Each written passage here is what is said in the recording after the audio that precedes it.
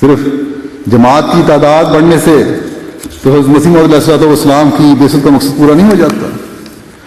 مقصد تو تب پورا ہوگا جب حقیقی پیرووں کی تعداد بڑھے گی، تقوی پر قائم لوگوں کی تعداد بڑھے گی.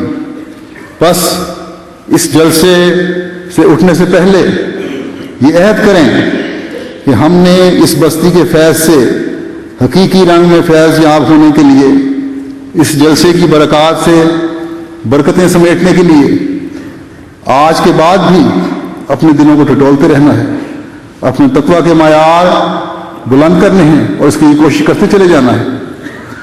حضرت صلی اللہ علیہ وسلم کے جھنڈے تلے دنیا کو لانے کے لیے اپنے اندر پاک تبدیلیاں پیدا کرتے ہوئے آپ صلی اللہ علیہ وسلم کے پیغام کو دنیا کے ہر کونے میں پہنچانا ہے. آج اس جلسے میں ماں قادیان میں 18-19 ہزار احمدی بیٹھے ہوئے ہیں، دنیا کے مختلف ممالک سے آئے ہوئے ہیں. اگر ہر ایک آج یہاں سے اپنے دلوں میں پاک انقلاب پیدا کرنے کا عہد کر کے اٹھے تو مسیح و زمان کی ان دعاؤں کا یقیناً وارث ہوگا جو آپ نے شاملین جلسہ کے لیے کی. لیکن باقی دنیا کے احمدی یہ نہ سمجھیں کہ ہم ان سے محروم ہیں. آج مسیح پاک کی دعاؤں سے اللہ تعالیٰ نے تمام دنیا کے احمدیوں کو MPA کے ذریعے سے جوڑ کر ایک کر دیا. نعرہ تکبیر، اسلام احمدیت، حضرت خاتم الانبیاء، غلام احمد کی، حضرت امیر المومنین، قادیان جاندگان، نعرہ تکبیر. احمدیت، اسلام احمدیت، محسن انسانیت، محسن انسانیت، غلام احمد کی، غلام احمد کی، خلافت احمدیہ، حضرت خلیفۃ المسیح الخامس، جلسہ سالانہ قادیان، قادیان دارالامان، نعرہ تکبیر. یہ حضرت مسیح موعود علیہ السلام کی دعائیں اور گریہ وزاری بھی تھی جو آج سے 115-20 سال پہلے ہمدردی سے کے جذبے سے کی گئی منصوبہ بندی کے فیض سے خلیفہ وقت کی آواز میں حضرت مسیح موعود علیہ السلام کے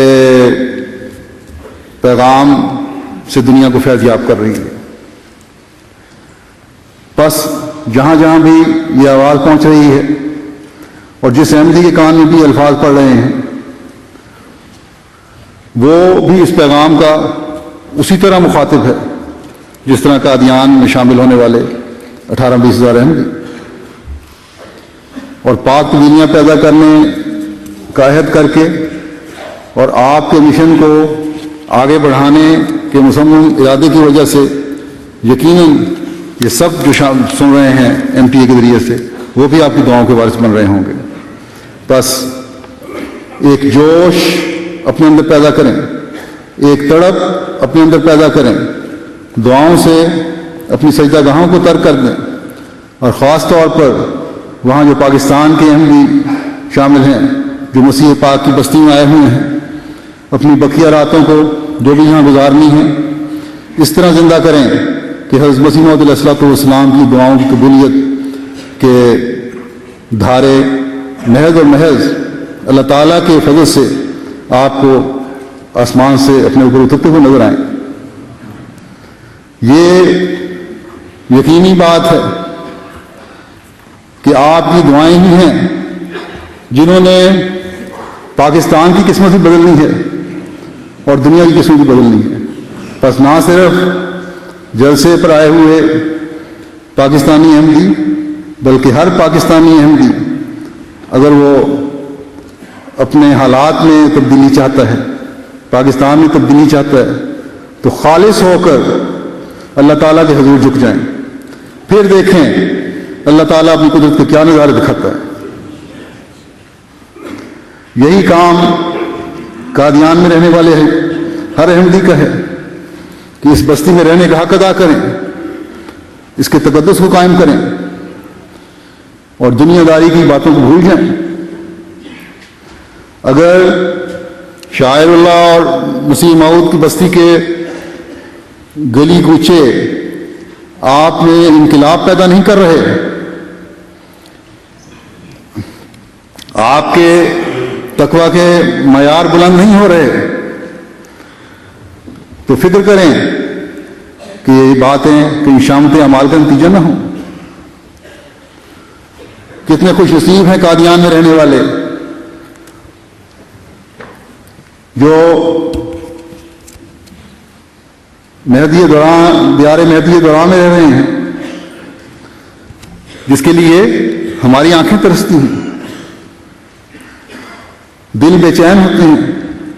بس اے قادیان میں رہنے والوں، اگر اللہ تعالیٰ کی رضا اور اس کا فضل حاصل کرنا چاہتے ہو تو اس کا حق ادا کرنے کی کوشش کرتے ہوئے، اللہ تعالیٰ کسی توفیق مانگتے ہوئے اپنے اندر پاک تبدیلیاں پیدا کرنے کی کوشش کرو۔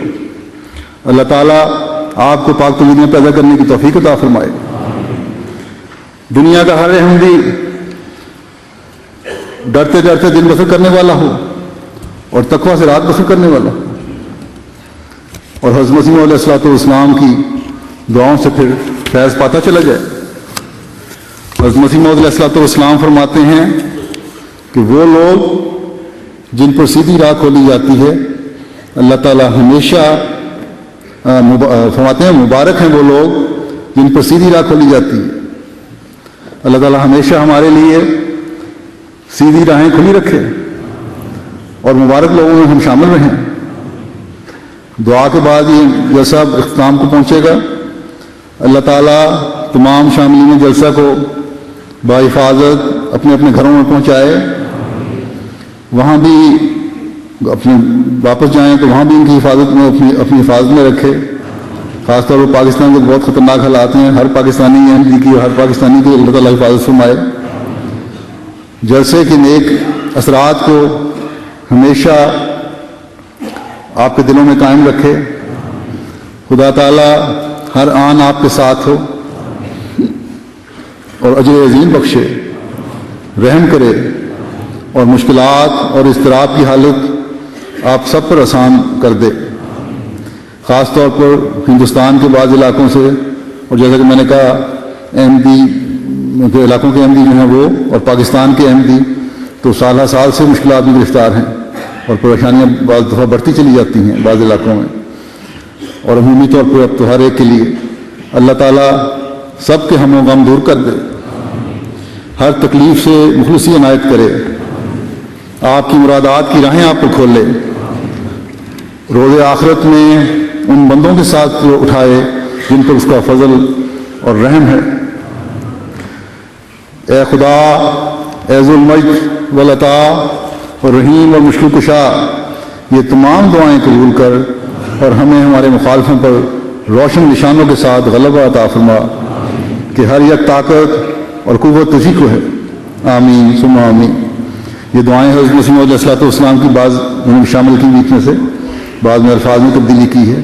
اللہ تعالیٰ ہمیشہ ہمارے حق میں یہ تمام دعائیں قبول فرماتا چلا جائے۔ آمین۔